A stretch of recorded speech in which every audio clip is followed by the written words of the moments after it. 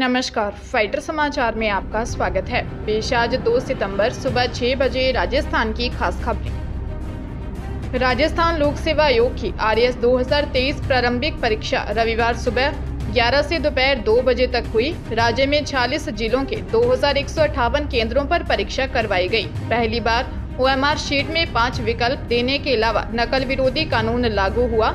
कानून के तहत आजीवन कारावास, प्रॉपर्टी अटैचमेंट और 10 करोड़ रुपए तक के जुर्माने का प्रावधान है। सचिव रामनिवास मेहता ने बताया कि परीक्षा के तहत सामान्य ज्ञान एवं सामान्य विज्ञान का पेपर हुआ। केंद्रों पर कैंडिडेट्स सुबह 9 बजे से पहुंचना शुरू हो गए थे। हालांकि 10 बजे बाद एंट्री बंद कर दी गई। सेंटरों के मेन गेट बंद कर दिए गए। सेंटरों पर लेट पहुंचने वाले अभ्यर्थी एंट्री की गुहार लगाते रहे। आयोग के नियमों के चलते कई अभ्यर्थियों को एंट्री नहीं दी गई। कई कैंडिडेट्स ने हंगामा किया। राजस्थान सहित 5 राज्यों में होने वाले विधानसभा चुनाव की रणभेरी अक्टूबर के दूसरे सप्ताह में बज सकती है, जहां एक और राजनीतिक पार्टियां अपनी अपनी तैयारी को अंतिम रूप देने में जुटी हैं। वहीं भारत निर्वाचन आयोग ने भी चुनावी तैयारी को अंतिम रूप देने जारी है। इसी कड़ी में निर्वाचन आयोग राजस्थान के 3 दिवसीय दौरे पर है। मुख्य निर्वाचन अधिकारी प्रवीण गुप्ता ने बताया कि भारत निर्वाचन आयोग के मुख्य चुनाव आयुक्त राजीव कुमार, निर्वाचन आयुक्त अनूप चंद्र पांडे और निर्वाचन आयुक्त अरुण गोयल ने आयुक्तगण और अन्य वरिष्ठ अधिकारी व मान्यता प्राप्त राजनीतिक दलों के प्रतिनिधियों के साथ जयपुर में बैठक की। तत्पश्चात उन्होंने प्रदेश में विधानसभा आम चुनाव 2023 की तैयारियों की समीक्षा बैठक की। बैठक में निर्वाचन अधिकारी, राज्य पुलिस नोडल अधिकारी और केंद्रीय पुलिस बल के नोडल अधिकारियों की ओर से तैयारियों से संबंधित प्रेजेंटेशन दिया गया। चूरू जिले के रतनगढ़ शहर में 12 वर्षीय 7वीं क्लास की बालिका के साथ सरकारी स्कूल के टॉयलेट में सरकारी शिक्षक ने बलात्कार किया। बाद में धमकाकर घर भेज दिया। वह 3 दिन तक किसी से अपनी पीड़ा कह भी नहीं पाई। परिजन उसे उपचार के लिए पहले चूरू और बाद में रतनगढ़ के सरकारी अस्पताल में लेकर गए, लेकिन पीड़ा बढ़ती गई। आखिरकार बेटी ने मां को अपने साथ हुई जाति की दुखभरी कहानी बताई। पुलिस ने शिक्षक के खिलाफ मामला दर्ज कर लिया है। वहीं बालिका को सरकारी अस्पताल में भर्ती करवाया गया है। थानाधिकारी सुभाष बिजारणिया का कहना है कि बालिका के पिता की रिपोर्ट पर मामला दर्ज कर आरोपी शिक्षक की तलाश शुरू कर दी है।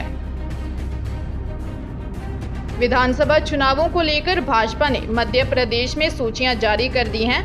अब राजस्थान में बीजेपी की पहली सूची का इंतजार हो रहा है।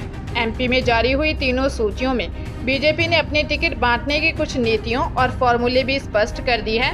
चुनाव जीतने के लिए बीजेपी सांसदों, केंद्रीय मंत्रियों को भी विधानसभा चुनाव का टिकट देगी। वहीं परिवारवाद को लेकर भी बीजेपी ने रणनीति साफ कर दी है। माना जा रहा है कि जिन वरिष्ठ नेताओं को विधानसभा का टिकट दिया गया है, अब उनके परिवार से किसी को भी लोकसभा चुनाव में सांसद का टिकट नहीं दिया जाएगा। पूर्व CM वसुंधरा राजे और उनके पुत्र दुष्यंत सिंह, पूर्व सांसद राम सिंह कसवा और उनके पुत्र राहुल कसवा, सांसद निहाल चंद और उनके भाई लालचंद मेघवाल सहित कई परिवार ऐसे हैं जहां बीजेपी की परिवारवाद की इस पॉलिसी से परिवारों को नुकसान हो सकता है। बचपन में एक ही घर के आंगन में खेले, एक साथ बड़े हुए, हर दुख सुख साथ बांटा।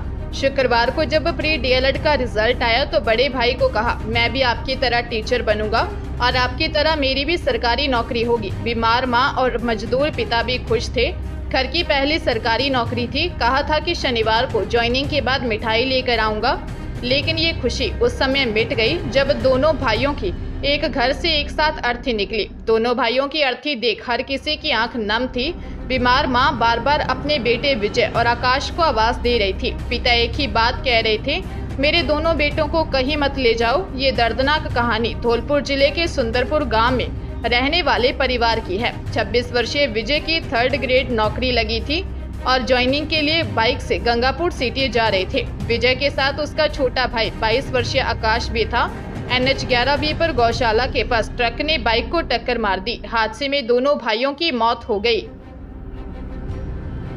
राजस्थान समेत देश भर में 34,800 से ज्यादा पदों पर भर्तियां निकली हैं, जिसके लिए 10वीं पास से लेकर ग्रेजुएट उम्मीदवार अप्लाई कर सकेंगे। इन भर्तियों में उम्मीदवारों का selection interview, written test, physical test, practical और स्किल टेस्ट के आधार पर किया जाएगा, जिसमें सिलेक्ट होने पर उन्हें हर महीने 15,600 से लेकर 1,41,000 रुपये तक सैलरी दी जाएगी। इनमें राजस्थान लोक सेवा आयोग में 530, केंद्रीय प्रदूषण नियंत्रण बोर्ड में 72, स्टैटिस्टिकल ऑफिसर में 72, महाराष्ट्र लोक सेवा आयोग में 94, स्टाफ सिलेक्शन कमीशन के 11,098, स्टेट बैंक ऑफ इंडिया में 2,439, प्राइमरी और अपर प्राइमरी सरकारी स्कूलों में टीचर्स के 20,000, रिजर्व बैंक ऑफ इंडिया में 450, इंडियन रेलवे में 54 और इंडियन आर्मी में भर्तियां की जाएगी। राजस्थान लोक सेवा आयोग की ओर से वरिष्ठ अध्यापक प्रतियोगी परीक्षा 2022 के तहत उर्दू विषय की काउंसलिंग का विस्तृत कार्यक्रम जारी किया गया है। इस संबंध में विस्तृत सूचना आयोग की वेबसाइट पर उपलब्ध है। सचिव रामनिवास मेहता ने बताया कि उर्दू विषय की विचारित सूची 18 सितंबर को जारी की जा चुकी है।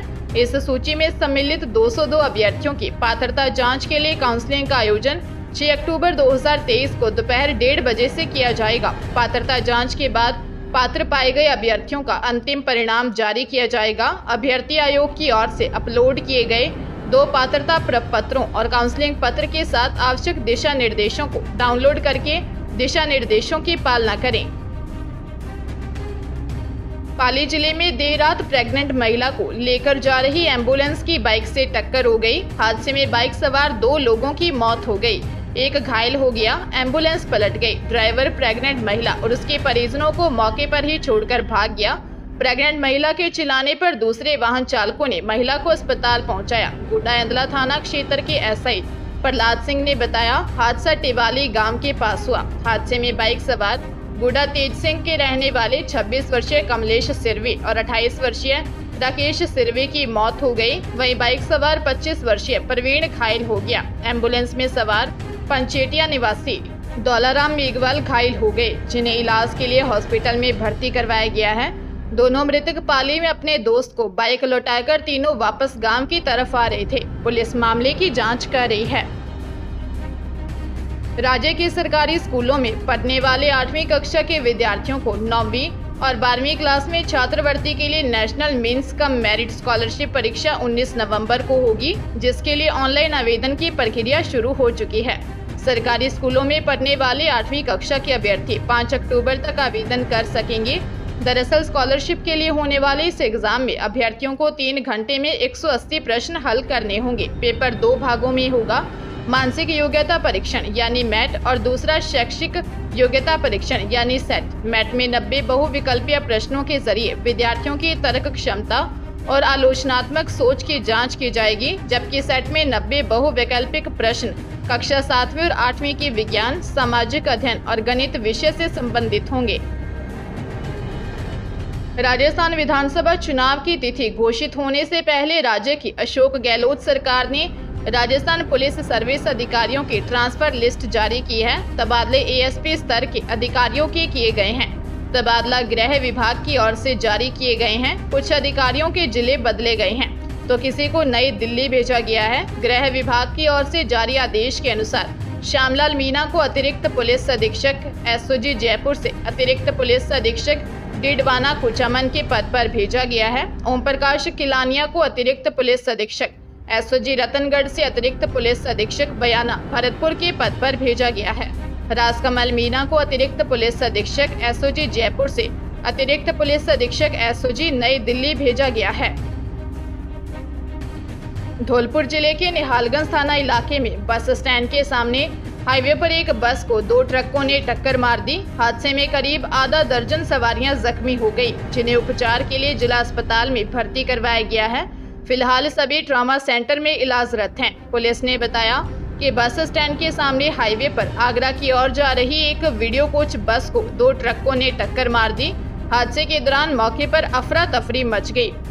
वहीं कई सवारियों ने खिड़कियों से कूदकर अपनी जान बचाई। दुर्घटना में करीब आधा दर्जन सवारियां जख्मी हो गई। दरअसल एक वीडियो कोच बस ग्वालियर की तरफ से आ रही थी। धौलपुर बस स्टैंड से सवारियां भरकर बस जैसे ही आगरा के लिए रवाना हुई, तभी पीछे से 2 ट्रकों ने बस को टक्कर मार दी। फिलहाल मामले की जांच की जा रही है।